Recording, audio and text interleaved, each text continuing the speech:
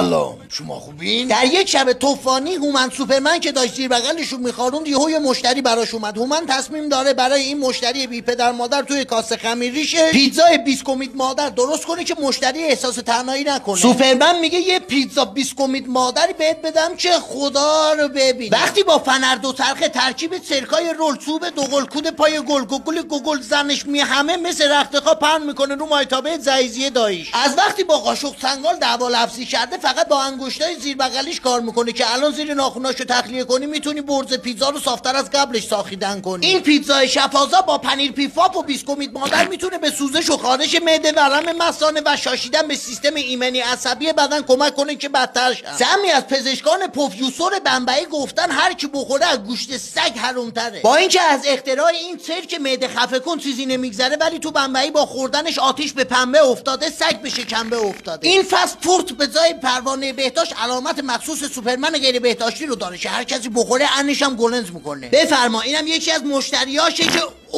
چه بد گلنزم بود. شل کن هومن، خدا برات نسازه هومن. بیا خوب شد، دارم با درل پیپیشو هول میدم بلکه بیاد بیرون. وای چقدر معدش بدورمه، این رو تخت جا نمیشه، باید یه تختم واسه معدش بیارم. بعد از اینکه مریض خوب شد بهش گفتن چه حسی داری، گفت من دیگه لب بخورم گه به اینا بزنم. مرسی